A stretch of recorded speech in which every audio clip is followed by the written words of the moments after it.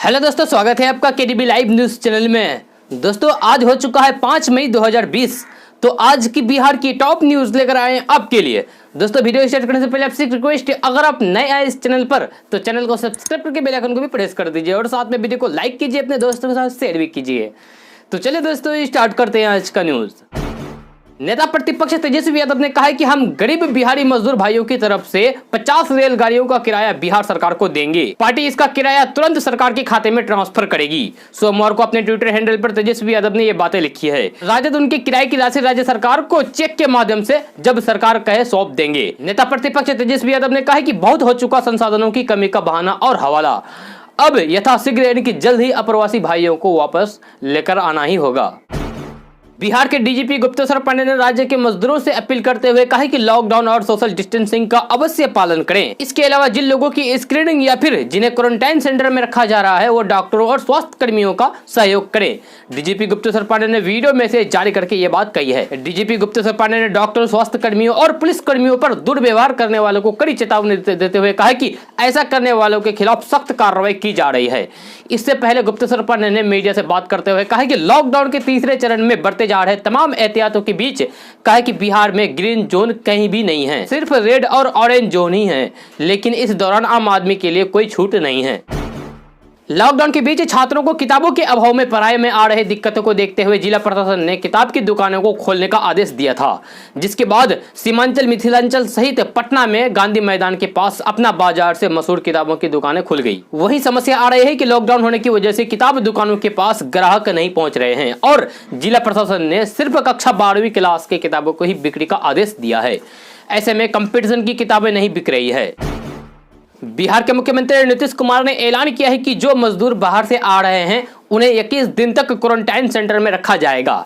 इसके अलावा quarantine centre से निकलने पर मजदूरों को खर्च के तौर पर न्यूनतम 1000 रुपए की राशि भी दी जाएगी। साथ ही उन्होंने कहा है कि बाहर से आने वाले मजदूरों, छात्रों को टिकट के रुपए नहीं देने होंगे।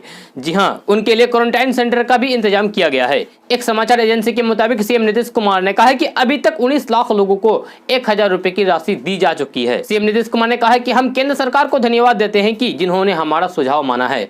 उन्होंने कहा है कि हमने पहले ही कहा था कि ट्रेन से ही बाहर फंसे लोगों की वापस लाया जा सकता है। लॉकडाउन के इस कठिन घड़ी में सबसे अधिक परेशान मजदूर और गरीब वर्ग के लोगों को उठानी पड़ रही है, लेकिन बेतिया में एक ऐसे जरूरतमंदों के लिए एक खास इंतजाम किया गया है। दरअसल बेतिया जिला के बेड़िया और नौतन प्रखंड क्षेत्र में इन दिनों राहुल गांधी चलंत भोजनालय ऐसे लोगों के लिए वरदान साबित हो रहा है। ये भोजनालय घर घर जाकर लोगों को खाना पहुंचाने का काम कर रहा है। कई बार ये एक जगह रुककर जमा लोगों को सोशल डिस्टेंसिंग के साथ खाना भी खिलाता है। आपको ये भी बता दें कि हाल ही में लालू प्रसाद की रसोई और मोदी रसोई भी खूब चर्चा में रही है। इसके बाद राहुल भोजनालय चर्चा में आ गए हैं। कांग्रेस विधायक मुख्यमंत्री नीतीश कुमार से इतने ज्यादा नाराज हो गए हैं कि उन्होंने सीएम राहत कोष में संक्रमण से निपटने के लिए जो 50 लाख रुपए जमा किए थे वो वापस मांगा है। ये मामला है कांग्रेस पार्टी से ताल्लुक रखने वाले किशनगंज जिला के बहादुरगंज विधायक तौसीफ आलम के उस पत्र का, जिसमें उन्होंने बिहार सरकार से विधायक मद की 50 लाख रुपए की राशि वापस मांग की है जो उन्होंने सीएम राहत कोष में दी थी। तौसीफ आलम ने कहा है कि उनके विधायक मद की 50 लाख रुपए की राशि वापस की जाए। आपको बता दें कि विधायक को विकास कार्यों के लिए दी जाने वाली राशि जनता की होती है, निजी नहीं। जी हाँ, ये राशि क्यों वापस चाहिए, इस पर वे कहते हैं कि राहत कोष में विकास योजनाओं की राशि दी गई थी, वे पूरा होता नहीं दिख रहा है। बहादुरगंज विधानसभा क्षेत्र में सैनिटाइजर, मास्क, साबुन और सूखा राशन का वितरण नहीं किया गया है। जो मेहनतकश लोग दूसरे राज्यों में फंसे हैं उनमें से 90% को किसी भी प्रकार की कोई सहायता राशि नहीं मिल पाई है। चूंकि सरकार इसमें विफल रही है, इसलिए ये राशि लौटा दी जाए ताकि वे खुद अपने स्तर पर सारी व्यवस्था कर सके। उन्होंने कहा कि नोटबंदी के बाद अब तालाबंदी के कारण लोगों के सामने समस्या खड़ी हो गई है। संक्रमण से अभी तक बचे हुए जमुई और किशनगंज जिले में लॉकडाउन के तीसरे चरण की शुरुआत होते ही जमुई जिला प्रशासन और पुलिस बल की टीम सख्ती बरतने के लिए सड़क पर निकल पड़ी है। अभी तक ग्रीन जोन की श्रेणी में आने वाले जमुई और किशनगंज जिले में लोग लापरवाह न हो और खुद को सुरक्षित समझते हुए गलतफहमी ना पाल ले, इसीलिए एसएसबी और जिला पुलिस के अधिकारियों और जवानों ने पैदल मार्च किया है। इस दौरान लॉकडाउन के नियम को तोड़ने वालों पर कार्रवाई भी की गई है। पटना के एक होटल में फंसे अमेरिकन और यूक्रेन के 2 नागरिक अपने देश नहीं जाना चाहते हैं। जी हां, होटल पाटलिपुत्र अशोक में संदिग्ध मरीजों के बीच में 2 ऐसे विदेशी पर्यटक हैं जो क्वारंटाइन का समय पूरा होने के बाद भी अपने देश वापस नहीं जाना चाहते हैं। अमेरिका के एक और यूक्रेन के एक नागरिक 1 अप्रैल से क्वारंटाइन में हैं। दोनों भारत घूमने के लिए निकले थे और लॉकडाउन के समय पटना में ही फंस गए। ये दोनों आम भारतीयों की तरह ही रह रहे हैं, आम लोगों की तरह खाना खा रहे हैं, साधारण भारतीय भोजन खाते हैं। होटल पाटलिपुत्र अशोक में कई बार भारतीयों ने खाने को लेकर हंगामा भी किया, लेकिन इन दोनों ने ना तो कभी हंगामा किया और न ही खाने को लेकर कोई शिकायत की। क्वारंटाइन का समय पूरा होने के बाद स्वास्थ्य विभाग की टीम ने जब उनसे कहा कि आप स्वस्थ हैं और अपने देश लौट सकते हैं, तो इस पर दोनों विदेशियों ने जवाब दिया कि भारत अमेरिका से बेहतर सुरक्षित है। मैं संक्रमण के इस दौर में अपने देश वापस नहीं जाना चाहता हूं। मैं यहाँ पटना में तब तक रहना चाहता हूं जब तक ये बुरा समय खत्म नहीं हो जाता। स्वास्थ्य विभाग की टीम ने उनसे कई बार जाने के बारे में पूछा, लेकिन हर बार यही जवाब मिला कि हम अपने देश वापस नहीं जाना चाहते हैं। बिहार सरकार ने बाहर फंसे मजदूर, छात्र और दूसरे लोगों को बिहार आने के लिए रजिस्टर करने का वेबसाइट जारी किया है। जिस राज्य में लोग फंसे हो वहां के लिए जारी लिंक पर अपना रजिस्टर बिहार आने के लिए करा सकते हैं। रजिस्टर के दौरान मांगी जाने वाली सारी सूचनाएं देनी होंगी। बिहार में फंसे बाहर के लोग अगर अपने राज्य में जाना चाहते हैं तो उन्हें इस वीडियो के डिस्क्रिप्शन में लिंक है, वहां से जाकर रजिस्टर करवा सकते हैं। संक्रमण के कारण जारी तीसरे चरण के लॉकडाउन में मिली छूट के तहत 4 मई से बिहार में बिजली मीटर की रीडिंग शुरू हो गई है। केंद्र सरकार ने बिजली के कामों को प्रतिबंधित श्रेणी में नहीं रखा है। इसे देखते हुए कंपनी ने मीटर रीडरों को सावधानी बरतते हुए रीडिंग करने का आदेश जारी कर दिया है। दरअसल संक्रमण के कारण जारी देशव्यापी लॉकडाउन में स्पॉट बिलिंग का काम 25 मार्च से ही बंद है। इस दौरान पिछले 3 माह के औसत खपत के आधार पर उपभोक्ताओं को बिजली बिल दिया जा रहा है। 4 मई से केंद्र सरकार ने 2 सप्ताह के लिए फिर से लॉकडाउन बढ़ाया है, लेकिन इसमें विद्युत कंपनियों ने कामों को प्रतिबंधित नहीं किया है। इस आधार पर यह निर्णय लिया गया है कि संक्रमण के हॉट स्पॉट से जुड़े इलाकों को छोड़कर बाकी इलाकों में 4 मई से मीटर रीडिंग शुरू हो जाए। बिहार में इस संकट के समय में राजनीति भी खूब तेज हो गई है। पक्ष विपक्ष से लेकर तमाम नेता इस महामारी में जनता के सबसे बड़े हिमायती बनकर उभरना चाहते हैं। तेजस्वी यादव सोशल मीडिया के माध्यम से सरकार से लगातार सवाल कर रहे हैं। यहां तक कि तेजस्वी यादव ने यह भी दावा किया है कि जो प्रवासी मजदूरों के लिए ट्रेन चलाई गई है, उन्होंने सबसे पहले ये मांग की थी। तब केंद्र सरकार की आंख खुली और प्रवासी मजदूरों को लाने के लिए ट्रेन की सुविधा उपलब्ध कराई गई। तेजस्वी यादव की ये बातें सत्तारूढ़ दल के नेताओं को रास नहीं आ रही है। बिहार के मुख्यमंत्री सुशील कुमार मोदी ने ट्वीट के जरिए तेजस्वी यादव और कांग्रेस को घेरा है और कहा कि इस महामारी में विपक्ष ने 1 पैसा मुख्यमंत्री राहत कोष में नहीं दिया है। लॉकडाउन से उत्पन्न संकट के समय बीजेपी जदयू के सभी विधायकों ने अपना एक माह का वेतन मुख्यमंत्री राहत कोष में दिया है।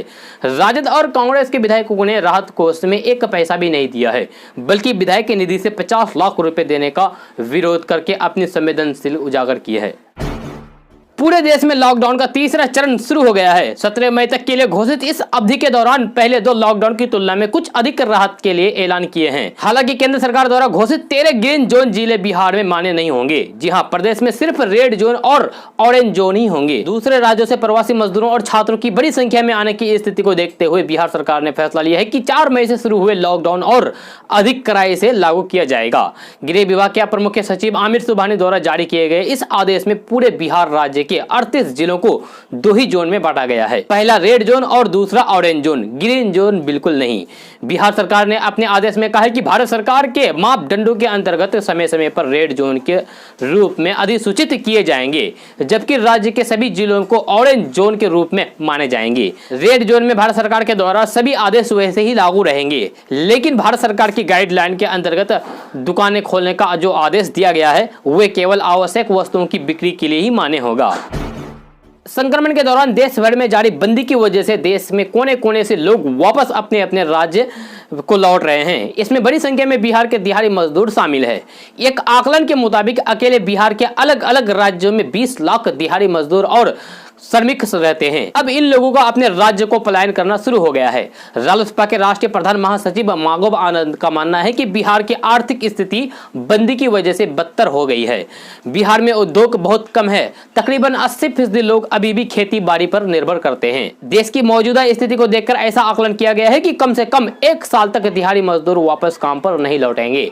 ऐसी स्थिति में उनके लिए रोजगार का सृजन करना बिहार सरकार के लिए एक बड़ी चुनौती होगी। ऐसे में उनका मानना है कि केंद्र सरकार बिहार सरकार को 1.5 लाख करोड़ का स्पेशल पैकेज दे। आरएलएसपी के प्रधान महासचिव माघव आनंद के मुताबिक तकरीबन 3 लाख लोग अब तक बिहार पहुंच चुके हैं और राज्य के तकरीबन 15 से 20 लाख दिहाड़ी मजदूर अभी भी देश के दूसरे राज्यों में फंसे हुए हैं। देर सवेर ये लोग बिहार वापस लौट सकते हैं। ऐसे में राज्य में रोजी रोटी की इंतजाम करना एक बड़ी चुनौती होगी। बिहार के मुख्यमंत्री नीतीश कुमार ने साफ कर दिया है कि बाहर से आने वाले छात्रों और मजदूरों का किराया बिहार सरकार वहन करेगी, यानी कि बिहार सरकार देगी। बिहार से आने वाले लोगों के किराया देने को लेकर उठे इस विवाद के बाद सीएम नीतीश कुमार ने एक वीडियो जारी करके अपना संदेश दिया है। सीएम नीतीश कुमार ने कहा है कि हम केंद्र सरकार को धन्यवाद देते हैं कि जिन्होंने हमारा सुझाव माना है। हमने पहले ही कहा था कि ट्रेन से ही आने पर बाहर से फंसे लोगों की समस्या का समाधान हो सकता है। सीएम नीतीश कुमार ने साफ कर दिया है कि बाहर से आ रहे छात्रों को रेल का भाड़ा नहीं देना है, बल्कि राज्य सरकार रेलवे को पैसा दे रही है। मजदूरों का जिक्र करते हुए सीएम नीतीश कुमार ने कहा है कि बिहार के जो भी लोग बाहर आ रहे हैं वे जिस स्टेशन पर आएंगे वहां से उनके प्रखंड मुख्यालय तक ले जाया जाएगा। बिहार विद्यालय परीक्षा समिति के अध्यक्ष आनंद किशोर ने बताया कि लॉकडाउन की स्थिति में वार्षिक माध्यमिक परीक्षा 2020 की उत्तर पुस्तिकाओं का मूल्यांकन कार्य 17 मई 2020 तक स्थगित रखने का निर्णय लिया है। जानकारी के मुताबिक इससे पहले भी लॉकडाउन के कारण से समिति ने वार्षिक माध्यमिक परीक्षा 2020 की उत्तर पुस्तिकाओं का मूल्यांकन कार्य दिनांक 3 मई 2020 तक स्थगित किया था। समिति द्वारा सोमवार को दिए गए इस निर्णय को सभी जिलों के जिला शिक्षा पदाधिकारी एवं सभी मूल्यांकन केंद्र के केंद्र निदेशक को सूचित कर दिया गया है। दोस्तों आज का न्यूज़ बस यहाँ तक। कैसा लगा आप लोगों को आज का न्यूज़, जरूर अपना सुझाव दीजिएगा नीचे कमेंट बॉक्स में कमेंट करके। अगर आप नए आए इस चैनल पर तो चैनल को सब्सक्राइब करके बेल आइकन को भी प्रेस कर दीजिए और साथ में वीडियो को लाइक कीजिए, अपने दोस्तों के साथ शेयर भी कीजिए। तो चलिए दोस्तों फिर मिलते हैं नेक्स्ट वीडियो में।